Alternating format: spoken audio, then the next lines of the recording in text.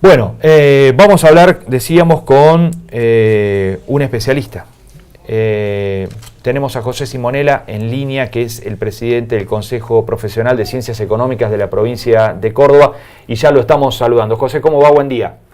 Buen día, Gonzalo, un gusto hablar con ustedes. Bueno, muchas gracias por atendernos.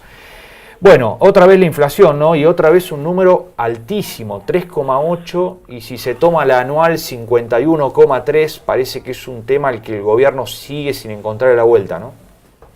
Así es, lamentablemente ni este gobierno ni los anteriores, los argentinos, tenemos un problema inflacionario desde hace muchísimo tiempo, salvo algunos periodos muy cortos, con algunos planes muy puntuales que dieron resultado en un periodo corto, en un lapso corto de tiempo. Pero si no, es una problemática. Date cuenta que la inflación que estamos hablando, que es altísima, esta de 3,8, que nosotros hemos tenido desde febrero, es lo que los países de la región tienen en todo un año, y en algunos casos duplicamos a algunos países de la región. Claramente es un problema muy grave, porque la inflación es una máquina de generar pobres, como decían ustedes recién, ¿no? Claro. Entonces, digo, no es solamente por inflación, porque sea alta o baja, sino fundamentalmente porque erosiona el ingreso de la familia, sea formal o informal, y empuja a mucha gente que está en los niveles, digamos, clase media-baja, los empuja a ser pobres. José, hay muchos economistas que creen que el origen de la inflación está fuertemente vinculado siempre a la cuestión monetaria. Sin embargo, el gobierno viene haciendo un apretón monetario importante en los últimos meses, después del anuncio del presidente del Banco Central cuando asumió, y ayer lo ratificó y es más, lo profundizó porque dijo la base monetaria va a seguir creciendo 0% hasta fin de año. Sin embargo, la inflación sigue resistiendo y sigue mostrando estos elevados índices. ¿Qué está pasando? Bueno, evidentemente la inflación es un problema monetario, pero no es la única causa. Bien. La inflación tiene otras causas, ¿no? Como en el caso de Argentina, algo que impacta mucho es el tema de expectativas. Decíamos recién, nosotros no somos cualquier país, somos un país con una tendencia inflacionaria muy fuerte, un país que hemos vivido una hiperinflación sin haber tenido una guerra. Los casos de hiperinflación que se conocen en el mundo son como consecuencia de guerras, a la salida de la posguerra, en el caso de Alemania y demás. Nosotros tuvimos hiperinflación sin haber tenido guerra, y los que somos más viejitos nos acordaron de los precios cambiaban, no por día, por horas. Ibas al supermercado y al rato de los precios eran otros, y en esa época no había computadora, sino que se marcaba con un papelito los precios. Entonces, digo, todo eso los argentinos lo tenemos incorporado, lo hemos vivido y lo hemos sufrido. Y de una forma u otra, si el gobierno no logra cortar esta expectativa inflacionaria, difícilmente logre, digamos, solamente con el apretón monetario que decís, que ahora, como muy bien decís, el presidente del Banco Central se preocupó ayer, 1 hora y media después que se conoció el índice de inflación, a demostrar que lo iba a intensificar, que iba a endurecer su política monetaria, de emisión cero, y entonces, digamos, pero no alcanza, porque por otro lado te están diciendo que falta el aumento del gas, te están diciendo que falta el aumento del transporte, te están diciendo que falta el aumento de telefonía, que van a aumentar los cigarrillos. Todos los días hay una noticia nueva de un aumento de algún bien o de algún servicio, digamos. Y esto nos hace creíble que la economía se vaya a desindexar. Claro. Entonces, lo más importante es que el gobierno debiera tener un plan, y ese plan debiera ser creíble por los agentes económicos en general, llámese empresas, familias, sindicatos y demás. Entonces, difícilmente un empresario no acomode los precios cuando tienen un horizonte cercano a aumento de paritarias, que son fundamentales, porque a la gente hay que recomponerle parte del ingreso que ha perdido, o sea, del poder adquisitivo que ha perdido, porque por otra parte Argentina necesita recrear consumo, y más de cara a un proceso electoral. Entonces el empresario sabe que va a tener paritaria, sabe que va a aumentar las tarifas, sabe que viene otro aumento de combustible en cualquier momento. Entonces todo este tipo de cosas preocupa, y lo que hacemos los argentinos es anticiparnos a esto. Entonces hasta que el gobierno no logre atacar el problema de expectativas, claramente no va a poder manejar la inflación. Esto es tan así, con esto te cierro la idea, que el presidente del Banco Central, dentro de ese apretón monetario, dijo: señores, las bandas de fluctuación del tipo de cambio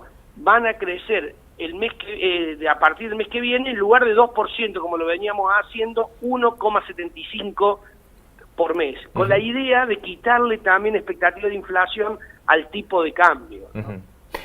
José, cuando uno mira la inflación, una cuestión es la inflación minorista, pero la mayorista aumentó muchísimo más si toma uno el mismo periodo, ¿no? Está cerca del 75-80% la inflación mayorista. ¿Eso quiere decir que aún falta una traducción importante de precios del mayorista al minorista y que inevitablemente eso se llega a la góndola o no necesariamente? No necesariamente, o sea, la primera parte es cierta, es decir, no todo el aumento del precio mayorista se trasladó al consumidor. Ahora la pregunta es, ¿va a llegar innecesariamente? No necesariamente, bien, porque lo que reguló eso también es la caída del nivel de actividad. Bien. O sea, las empresas necesitan vender para poder mantener abiertas, para poder pagar su sueldo, para poder pagar sus cuestiones impositivas, sus responsabilidades, digamos, con el fisco, con los proveedores y demás. Entonces, la caída del nivel de actividad lo que le hizo a la empresa es que no pudiera trasladar todos los precios y tuviera que resignar utilidad. Ahora, eso lo puede hacer un tiempo, pero una empresa no está abierta para hacer altruismo, una empresa está abierta para ganar plata. Claro. Por eso es que se espera que las presiones inflacionarias en estos meses que quedan sigan estando un poquito, sigue estando alta, en función de que todavía no se han podido trasladar todos los aumentos a los consumidores. José, buen día. Javier lo saluda. Javier, buen día. Buen día. Le pregunto para bajar un poco la explicación de la inflación al nivel más llano posible, para que la gente común de la calle entienda, no digo el origen, pero sí los por qué al margen del aumento de precio. Pero ¿cómo se le explica al señor, la señora que va al súper de por qué la suba de precio en el lenguaje más llano posible?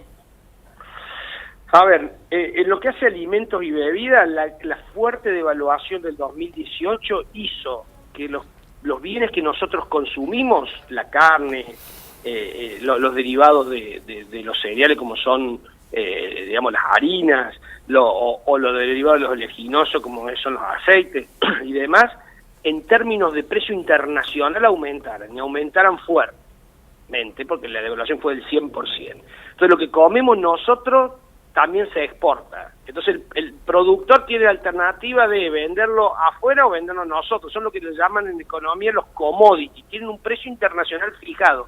Uno puede vender al precio que está hoy todas las cantidades que produce, digamos, en términos generales hablemos, no prácticos. Entonces, no cualquiera, pero sí los exportadores. Entonces lo que nosotros lo que nosotros comemos tiene una vinculación directa con el tipo de cambio. Por eso aquellos que sostenían que el paso del dólar a la inflación no iba a ser tan grande, no tuvieron en cuenta que lamentablemente lo que nosotros producimos, lo que nosotros exportamos, es lo que comemos. No nos pase como a los chilenos, que ellos exportan cobre. Entonces, cuando mejora el tipo de cambio, el precio del cobre aumenta, pero la verdad que a nivel del consumidor eso no se nota, porque la gente no va y compra cobre, ¿se entiende? En el caso de Argentina, sí, nosotros vamos y compramos carne, compramos leche, compramos derivados lácteos, compramos derivados de cereales y demás, y todo esto aumenta a nivel internacional porque aumentó el dólar. Entonces, esto es lo primero que uno tiene que entender. Por eso es que en este análisis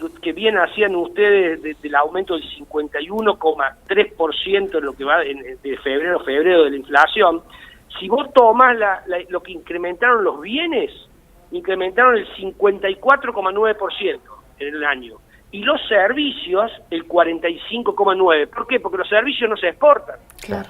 Es decir, los servicios son el trabajo que hacemos los argentinos en términos generales, o la llamada telefónica, entonces, los servicios no pueden incrementar al nivel de los bienes, por eso es que los bienes incrementan de manera importante, en el caso de Argentina. Bien.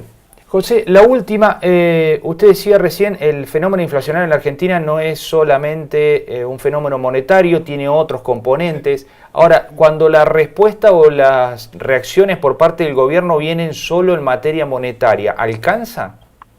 Bueno, hasta ahora no alcanza. Nosotros venimos hace rato pidiendo que haya un plan. Todos sabemos que los planes económicos, para contener inflación, tienen una duración